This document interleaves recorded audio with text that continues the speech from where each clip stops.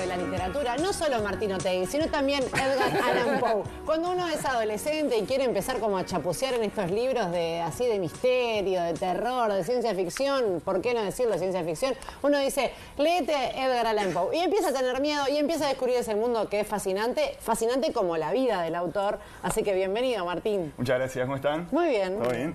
La remera pensé que era Poe en un principio, después vi que es Nietzsche, pero podría ser un Poe ahí medio de perfil, ¿no? Era para que te confundieras. Tiene esas... Tenía... Sí, el bigote, esos rasgos, sí, tal cual.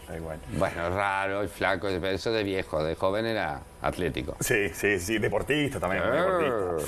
Bueno, Poe que en realidad esto, ¿no? Sí. Todos estos mensajes que estaba leyendo, eso es Poe, ¿no? Eso es lo que él le agrega a la literatura, ¿no? Esas historias que empiezan con... Había empezado la medianoche, ¿no? Esa forma que tenías de contar, lo mismo la ambientación, toda esa cosa que ahora le damos como por hecho, ¿no? En un cuento de terror o no de existía horror. En la literatura antes de él. Exacto. Sí estaban obviamente las tradiciones populares, los cuentos, ¿no? Pero en ese momento la literatura, 1800 al principio, venía con la novela, ¿no? Esta cosa de la novela larga, que tenía que contar cómo era la vida, ¿no? Esa novela realista, ¿no? Y Poe lo que hace justamente es hacer algo que aparte fue muy popular, porque no había otra forma. Hay gente que capaz que no le gusta mucho el terror, a mí mucho no me gusta, ¿no? El terror, el horror, la ciencia ficción, todo eso, pero a la gente que le gusta, a vos sos más macabrón, era la forma que tenía como de acceder a esas historias era mediante estos cuentos que salían publicados en los diarios. Sí. Entonces la gente compraba el diario y leía estas historias que eran cortitas, contadas así, y quedaban maravillados, ¿no? Entonces, ese es un poco ese lugar que empieza a ocupar Poe en la literatura universal. Hoy nosotros cuando contábamos nuestras historias dijimos, bueno, primero vamos a poner en contexto, porque tiene que haber una explicación para generar el miedo, ¿no? Y me parece que eso es Poe, eso de primero imbuirte en esa cosa, para después el desenlace es como, puede ser o no ser, pero todo eso que ya viviste y es como muy raro que te hagan emocionar o que te hagan tener miedo leyendo. Total. Sí, o sea, hoy en día, ¿no? Obviamente, en una película te suben un sonido, ¿no? Aparece ahí atrás una puerta, un golpe, y es muy fácil hacerte asustar, ¿no? Y lo que tiene Poe es eso, que es con la literatura y sobre todo con su forma de escribir, que también es el otro gran avance que tiene, ¿no? O sea, Poe es literatura de terror, de precursor de eso, ¿no? De ciencia ficción de alguna forma también, detectivesca, por otro lado, ¿no? O sea, Sherlock Holmes, Agatha Christie, todo esto, claro, es posterior es posterior, claro. Él tiene su detective, que es Dupin, ¿no? Que es el caballero Dupin, de los crímenes de la calle Morgue, que es uno de los cuentos más conocidos.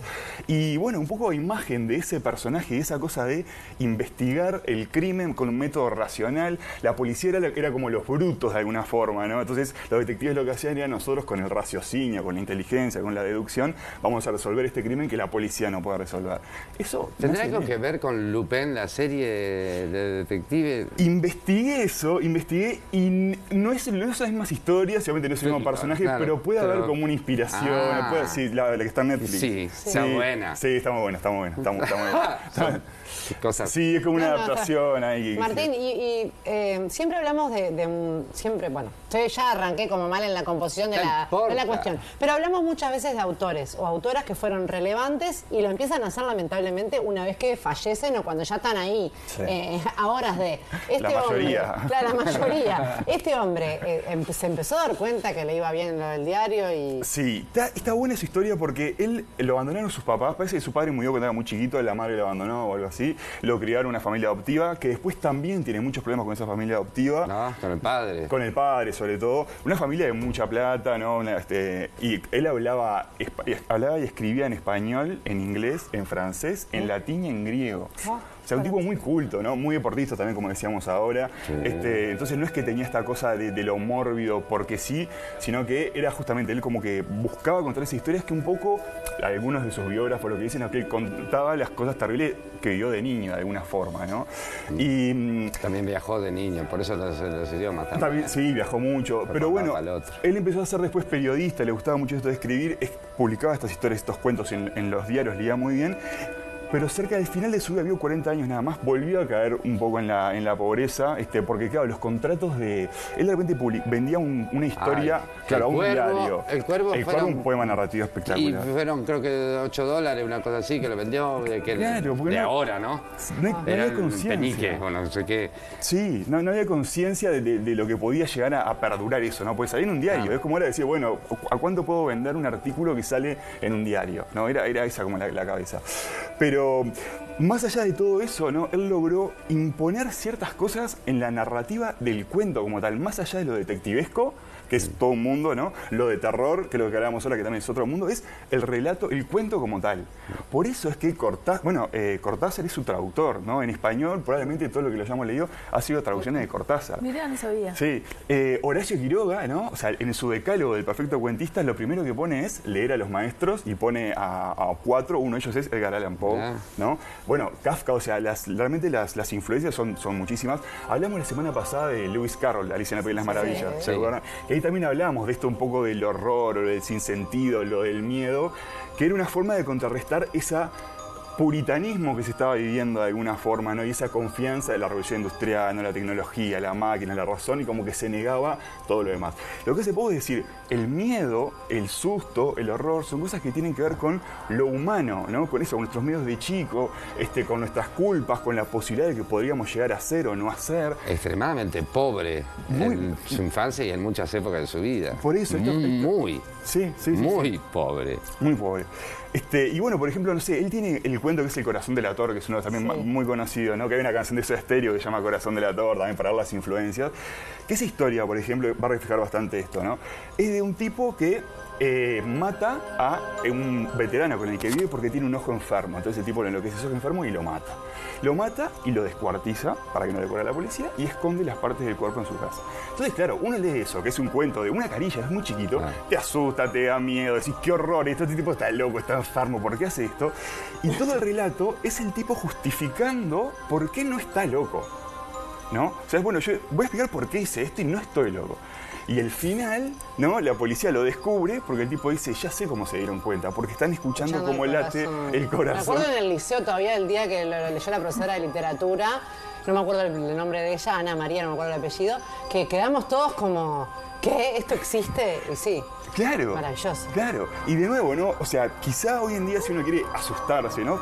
Hay una cantidad de opciones, pero ¿cómo está construido ese relato, ¿no? ¿Cómo arranca con este hombre en primera persona diciendo, sí, fui yo, pero no estoy loco, ¿no? ¿Y cómo los va justificando? Es increíble. Y así una cantidad de cuentos más, ¿no? Pero siempre buscando eso, buscando o sea, fue un innovador en lo formal, ¿no? En cómo contar una historia y buscando esto de el horror o el terror, pero como una forma de mostrarnos una parte del ser humano que quizá no estaba expuesta en la literatura, en otras cosas, y buscarse por qué, ¿no? Bueno, ¿por qué haces esto? Y la universidad no le hizo mucho bien. Lo echaron de la universidad. No, y además chupi apuestas todo. Bueno, también sí. Era una universidad muy... Otra época. Sí, ojalá. Yo tenía esa época. Sí, apostaba, le gustaba, era alcohólico. Pero la universidad... ¿En la universidad? Sí, mismo. Fito fue, Fito era compañero. No, vi un documental ayer. Se casó con, la prima, que tenía 13 años, sí, su gran amor. También está eso, ¿no? Él tenía una relación, obviamente, con su madre, no la conoció, de chiquito la abandonó. Entonces hay como ciertas... Y la otra se le murió también. Se le murió. Y hay como ciertas lecturas que hablan de que en realidad sí, lo que el tipo hace es intentar conectar como con los personajes femeninos, como buscando esa madre, ¿no? De alguna forma. Y de hecho los personajes femeninos en sus cuentos no son solo, digamos, o las víctimas, ¿no? Como en esa época, o sea, las víctimas, los inmediatos o eso, sino que tienen roles importantes, ¿no? Realmente están presentes en su literatura. De hecho, hay otro de los cuentos muy conocidos que es El Gato Negro, que es un tipo que él tiene un gato en la casa con su pareja, ¿no? Y un día como que se harta de ese gato negro y lo mata. Siempre está la muerte, es todo trágico. Resuelve matar. Resuelve matar, sí. Eso, hay sangre, o sea, esa es una literatura del horror, ¿no? En muchos casos. Pero, claro, entonces el tipo al final se va a tomar algo, una taberna, qué sé yo, y le da como un cargo de conciencia y aparece un gato igualito que el que le acaba de matar. Entonces está perfecto, me llevo este gato, se lo doy y quedó bien. Bueno, termina horrible esa historia, matando al gato, a la esposa, terrible. Pero de nuevo, lo que está en juego, claro, no es el hecho, o sea, está la duda, ¿no? Hay algunos críticos que dicen, este tipo era un enfermo, ¿no? O sea, es realmente... ¿Cómo se le podían ocurrir esas cosas, no? Exacto. Ahí tiene un cuento largo, ¿no? Lo que se llama El Rey Peste, también es terrible. Y Stendhal, otro autor, decía, esto no pudo haber sido escrito por un ser humano. Si nada humano pudo haber escrito esto. Porque realmente es muy perturbador, ¿no? O sea, no es una literatura para todo el mundo. Ticho, ¿y hay algo de sorprendente también en relación a su muerte? Bueno, Hay muchas teorías Hay también. muchas teorías. Para empezar, no se sabe de qué murió. A ver, ¿qué vas a decir? Para empezar, no se sabe de qué murió. Bien, hasta ahí. 4 días antes de morir, apareció deambulando por ahí con una ropa que no era la suya. Ya estaba en un estado, obviamente, vivía en la calle, o sea, realmente, una ropa que no era la suya, no se reconocía a sí mismo, no podía explicar por qué estaba ahí, no había ninguna razón. Bueno, creo que lo encuentra un médico, ¿no? Lo llevan a un hospital. Lo llevan a un hospital, lo tratan ahí, se termina muriendo y hasta el día de hoy no hay un solo registro de qué murió a los 40 años. Se había dicho que había sido una inflamación del cerebro o algo así, pero un ataque de epilepsia, pero no están los informes médicos, no se sabe de qué murió. Y está el tema de la tumba. Sí, También. Exacto. Durante 60 años, del 49 hasta el 2010... Ahí vemos imágenes. Esa es la tumba de Edgar Allan Poe. Que tiene el cuervo. Sí, que tiene el corvito. El corvo es ese poema narrativo que es espectacular, ¿no? Que repite eso del nunca más, nevermore, todo el tiempo, ¿no? El nevermore, nevermore. Es en relación a un poco lo que nunca puede soltar es el ser humano, ¿no? Es estar atado a su oscuridad, a su pasado. Y bueno, y en esa tumba... durante 50 años, el día de su cumpleaños, el 19 de enero, le dejaban 3 rosas rojas y una botella de coñac. Y las 3 rosas rojas aparentemente eran porque está enterrado él. Me ha parecido que está ahí la remera que tenés de Nietzsche. Sí, claro. Con su esposa y con su suegra, son los 3 que están enterrados ahí, por eso lo de las flores. Y el coñac era la bebida favorita de Con la Allan suegra. Poe. Ay, sí, qué montón. Pero también Para le que quería... siga el terror. O capaz que por eso era lo... No, Es un cuento de terror en sí mismo. La suegra era la tía. Claro, fue la Era prima. Bueno, ahí va.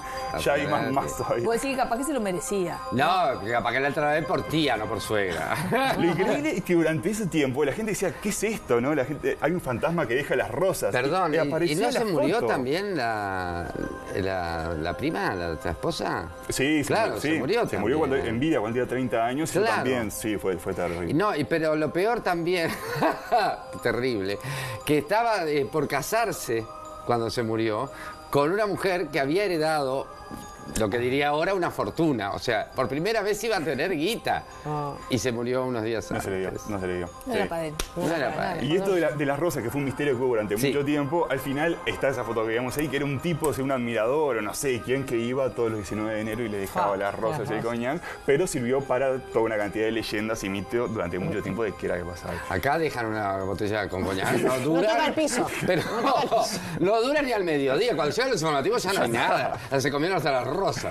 Qué Otra cosa horror. importante igual es que hay un libro que se considera que es Edgar Allan Poe para niños. No. ¿Qué vas a decir? No, porque hay un cuento donde también hay un personaje, no me acuerdo el nombre ahora, que muere en situaciones muy extrañas, similares a la que por eso dice que había previsto su muerte. Bueno, están los entierros vivos también, no sé. No me Pero suena. para Edgar Allan Poe, para Sí, niños. Exacto, sí. Es un montón. Es un montón. En las No lo vi- vacaciones que los va... no. Por eso, no lo vi, o sea, dice que son las historias adaptadas, imagino que cambiará prácticamente No hay todo. nada más lindo que contarle a los niños un cuento de Ah, terror. sí, cómo no. Y después no duermen toda la semana. Pero bueno, Pero ¿y está, cómo que están adaptás que cargando lo del los padres. corazón, que el tipo guarda el corazón que está latiendo? Es medio macabro eso, ¿no? Sí, los No sé. gurises aman las películas de terror. Yo... Me gustaría investigar. Mirá Bueno. los dibujitos que miran los niños. Que vos decís, tomó ácido la gente que hizo esto. Bueno, entonces, Poe, eso, un autor terror, también ciencia ficción, da para hablar un montón, pero a los que les gusta quizás eso, lo detectivesco, ¿no? Los crímenes de la calle Eso sí me Moore. gustan a mí. Claro, eso Claro. están muy buenos. El otro- Hay sí. Y para niños también, entonces es un Winnie, autor- ¿verdad? Para niños, Winnie. Willy era pariente. Po.